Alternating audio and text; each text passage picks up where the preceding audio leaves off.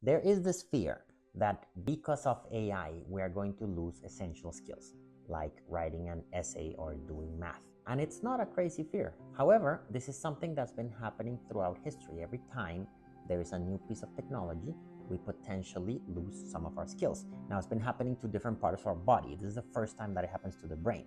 So I like to look at a previous example of this happening. For example, when cars came in, then what was the fear?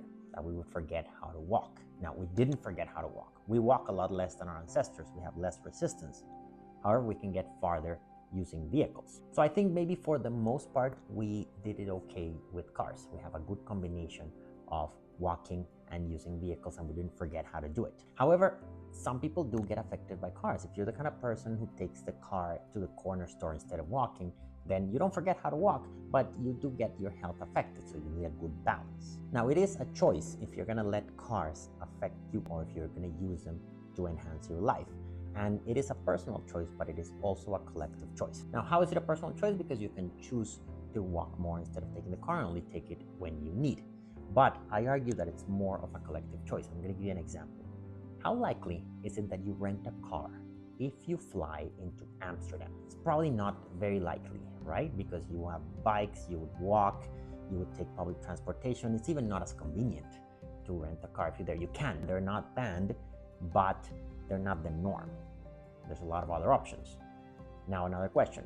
How likely is it that you rent a car if you fly into Houston? It's almost 100%. The first thing I do when I land in Houston is I rent a car because it's a car city. Now, both cities are nice. They both have their pros and cons, but let's imagine an exaggerated version of Amsterdam and an exaggerated version of Houston. So one would be the ultimate walking city. Let's call it Walkerton. And Walkerton has pedestrian paths, bike lanes, it has nice places by the river where we can walk, it has a lot of public transportation, it's just a city where you would just walk everywhere. And the other one, for the ultimate car city, let's actually call it Car City.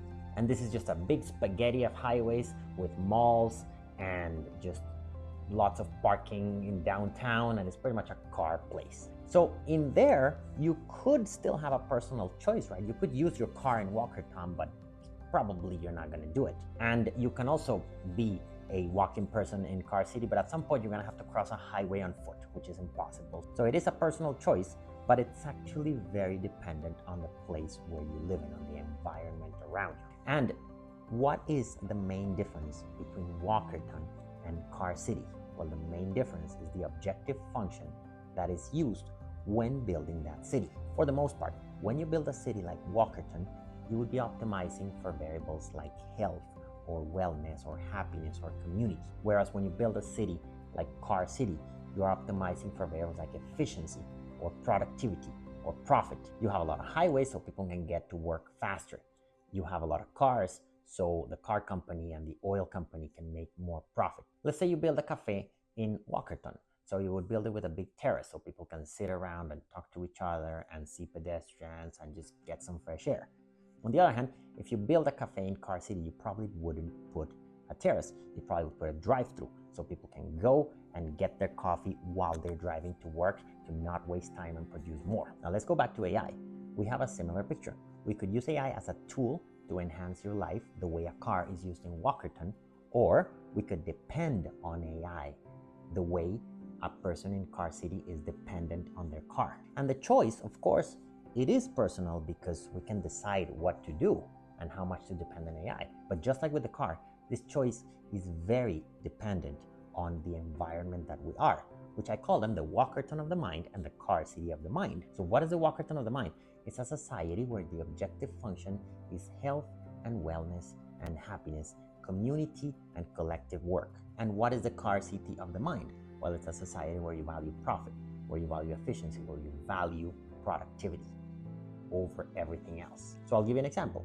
An artist in Walkerton. Well, Walkerton is a place where the arts are valued, so these artists will probably paint their paintings by themselves. Maybe they'll use AI as a tool to get inspiration, but they won't depend on AI. The artist is probably not starving, so there's enough equity, means they can actually take their time painting a masterpiece.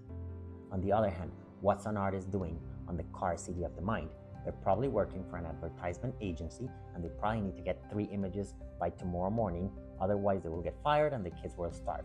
So that artist is probably gonna rely on AI a lot more. Now, of course, I'm thinking of an exaggerated version of Walkathon, an exaggerated version of Car City. But at the end of the day, the question is not, are we gonna lose skills with AI or are we not gonna lose skills with AI? The question is, what is the society that we wanna build for us to live and for the future generations?